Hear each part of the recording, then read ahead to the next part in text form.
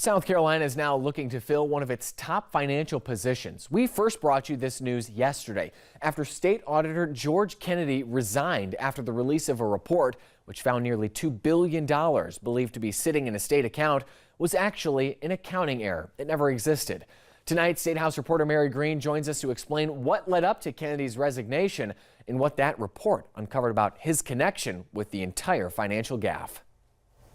That report concluded the accounting error at the heart of this blunder had been on the state's books for several years, but lawmakers remained in the dark until 2022.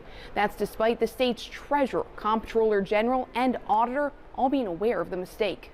And Thursday, State Auditor George Kennedy sent his resignation letter to the State Fiscal Accountability Authority, a panel of South Carolina's top financial decision makers chaired by the governor. He said he believed it was in the best interest of his office to step down effective immediately, and shortly after, Governor Henry McMaster accepted Kennedy's resignation. 2 days before that, state senators heard directly from the independent auditors who issued that report into the $1.8 billion discrepancy. They said while Kennedy and his staff were forthcoming with them, the auditor himself didn't have much firsthand knowledge of this matter. Did George Kennedy, as the auditor himself, ever actually work on perform an audit for this situation? So I think the way that we could answer that was, as we understand it, George doesn't review any of the audit work papers that go into compiling any of the audits. So our auditor never did any audits on this particular situation? I believe he relies on his team to do the detailed work. Did he review his team's audit work on this situation? Our understanding is he did not. Okay,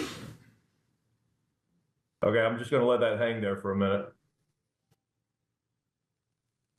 I think that's all for right now, Mr. Chairman. Thank you. And among the recommendations listed in the independent report is a restructuring of the state auditor's office so that the auditor would no longer directly report to the treasurer and the comptroller general. Lawmakers agree it's a conflict of interest and clearly not working, and they say they intend to implement all the recommendations that report suggests. Reporting from the State House, I'm Mary Green.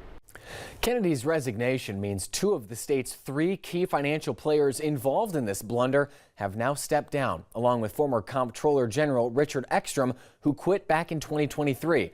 That leaves just the elected treasurer, Curtis Loftus, who's facing calls from lawmakers to resign as well.